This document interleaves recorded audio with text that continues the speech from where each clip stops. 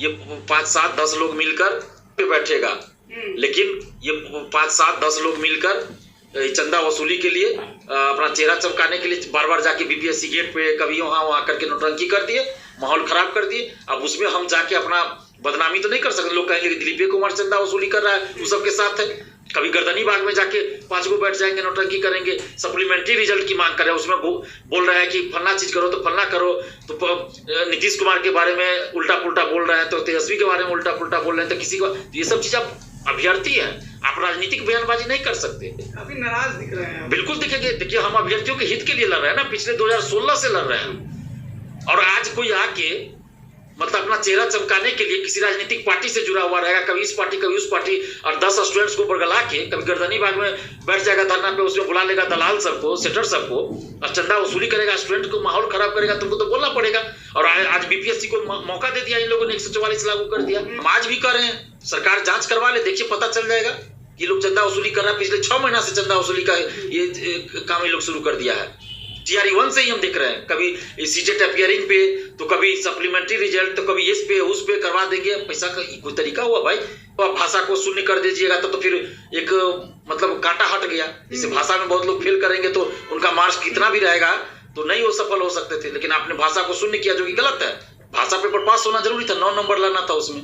मतलब एक ही टीचर बनने के लिए ये बहुत जरूरी माना जाए। ये तो भाषा तो जरूरी है ही। अगर आपकी भाषा ही सही नहीं है तो बच्चों को क्या पढ़ाइएगा आप?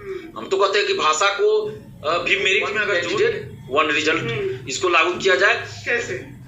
इसलिए ताकि सीटें खाली ना रहे, और इसके लिए पहले 11-12 का काउंसलिंग करवा लिया जाए, और काउंसलिंग में सभी वर्ग का जो काउंसलिंग होगा ना, सीट से कुछ ज्यादा अभ्यर्थियों को बुलाया जाए और काउंसलिंग करवा लिया जाए, और डॉक्यूमेंट्स वेरिफिकेशन अच्छे से वहीं पे कर लिया जाए। एक बार में बहुत अच्छे से कर लिया जाए कि किसी के पास फर्जी ना हो या कमी डॉक्यूमेंट्स है तो उसको बाहर कर दिया जाए उसी समय। और डॉक्यूमेंट्स वेरिफिकेशन पर 11-12 का, फिर 9-10 का, उसी तरह फिर नीचे के वर्गों का। और उसके बाद बीपीएससी द्वारा औपबंधिक रिजल्ट जारी न किया जाए, जैसा कि इस TRE 1 में हुआ।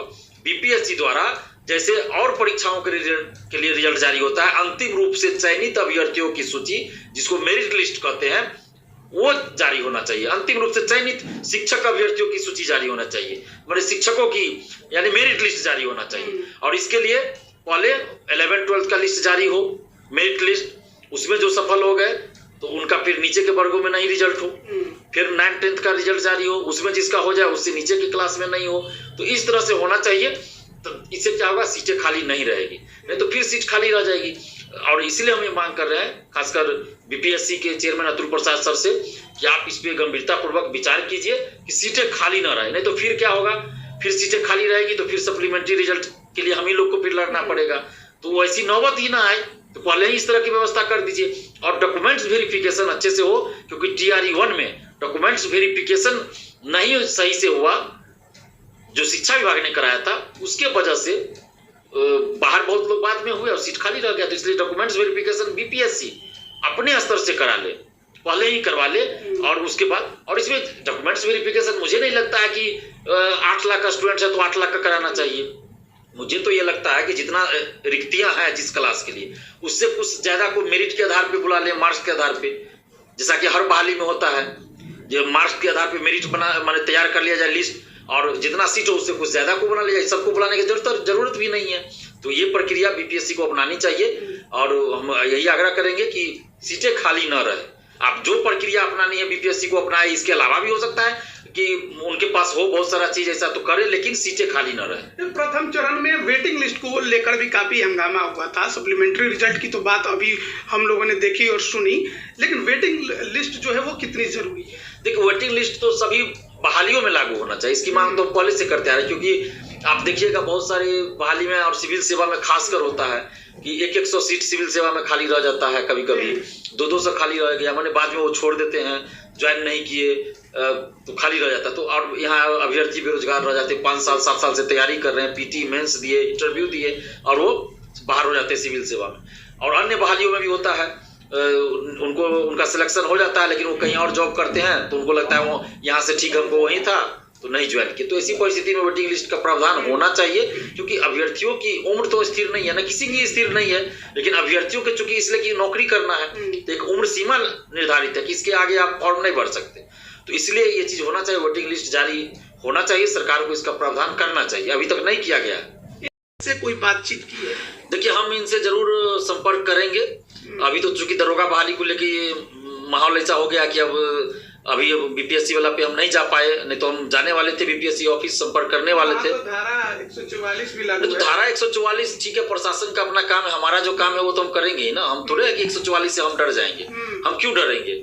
और 144 धारा जो लागू हुआ है ना, तो मैं बोलना नहीं चाहता था ये सब बात, लेकिन चूंकि आपने सवाल कर दिया तो बोलना पड़ेगा। ये कुछ चंदा वसूली गैंग के चलते ऐसा हुआ है। अच्छा, ये भी हमको देखना पड़ेगा। हम दीपावली के पहले से, और TRE-1 ही कह लीजिए, TRE-1 से ही कुछ गैंग सक्रिय हो गए हैं, चंदा वसूली गैंग, पैसा वसूली गैंग, जो कभी केस के नाम पे, तो कभी इसमें ये मौका दिलवा देंगे के नाम पे अभ्यर्थियों से पैसे की वसूली करते हैं। 5, 7, 10 स्टूडेंट को बरगला के ले गए और वहां पे मीडियाबाजी कर रहे हैं, अपना चेहरा चमकाने के लिए, चंदा वसूली के लिए। बीपीएससी ऑफिस के गेट पे हमने कहा था, बीपीएससी जो TRE-1 के अभ्यर्थी थे, हमने कहा था कि अगर सप्लीमेंट्री रिजल्ट जारी नहीं होगा, क्योंकि 25 अक्टूबर को हम लोग आंदोलन के तो वादा किया गया था सप्लीमेंट्री रिजल्ट का, हमने कहा था अगर सप्लीमेंट्री रिजल्ट जारी नहीं होगा तो दिलीप कुमार अनशन पे बैठेगा। लेकिन ये 5, 7, 10 लोग मिलकर चंदा वसूली के लिए, अपना चेहरा चमकाने के लिए बार बार जाके बीपीएससी गेट पे कभी वहां करके नौटंकी कर दिए, माहौल खराब कर दिए। अब उसमें हम जाके अपना बदनामी तो नहीं कर सकते, लोग कहेंगे कि दिलीप कुमार चंदा वसूली कर रहा है, वो सबके साथ है। तो अभ्यर्थी हमें फोन करके बता रहे हैं कि फलना हमसे इतना पैसा ले लिया, फलना को हम इतना पैसा भेजिए। तो अभ्यर्थियों से भी हम अपील करेंगे कि आप जो है, कोई भी एग्जाम हो या कुछ भी हो, आप बिना सोचे समझे किसी को पैसा कैसे भेज देते? आप देखिए कि वो क्या है नहीं है।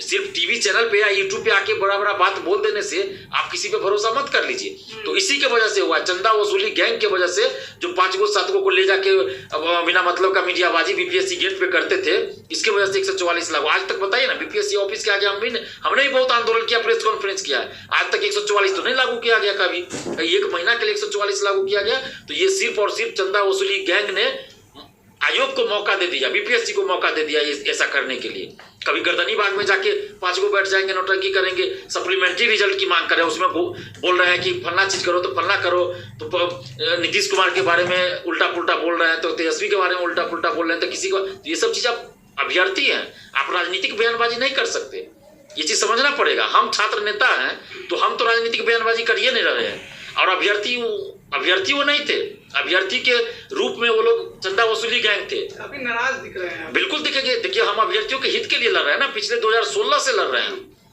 और आज कोई आके मतलब अपना चेहरा चमकाने के लिए किसी राजनीतिक पार्टी से जुड़ा हुआ रहेगा, कभी इस पार्टी कभी उस पार्टी, और 10 स्टूडेंट्स को बरगला के कभी गर्दनी बाग में बैठ जाएगा धरना पे, उसमें बुला लेगा दलाल सबको, सेटर सबको, और चंदा वसूली करेगा, स्टूडेंट को माहौल खराब करेगा, तुमको तो बोलना पड़ेगा।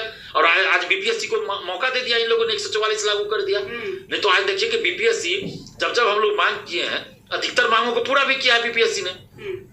तो हम तो कहते कि हम अनशन पे बैठेंगे, लेकिन इन लोगों ने माहौल खराब कर दिया। हम आज भी कर रहे हैं, सरकार जांच करवा ले, देखिए पता चल जाएगा कि लोग चंदा वसूली कर रहे हैं। पिछले 6 महीना से चंदा वसूली का ये काम ये लोग शुरू कर दिया है। TRE-1 से ही हम देख रहे हैं, कभी सीटेट अपियरिंग पे, तो कभी सप्लीमेंट्री रिजल्ट, तो कभी इस पे उस पे करवा देंगे। पैसा का कोई तरीका हुआ भाई? स्टूडेंट गरीब होता है, कोई भी स्टूडेंट बेरोजगार है, गरीब होता है वो, चाहे गरीब के बच्चे हो या अमीर के बच्चे हो, स्टूडेंट गरीब ही होता है सब।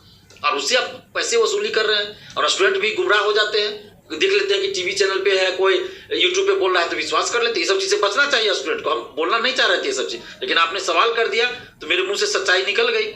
हम स्टूडेंट को फिर से बोल रहे हैं कि आप किसी के चक्कर में ना पड़े, आप अपने सोच समझ से आप अगर अभ्यर्थियों को केस करना है मान लीजिए किसी मुद्दे पे, तो वहां पे तो अभ्यर्थी खुद अपना ग्रुप क्रिएट करे, जो अभ्यर्थी है वो जाके वकील से बात करे, केस करे।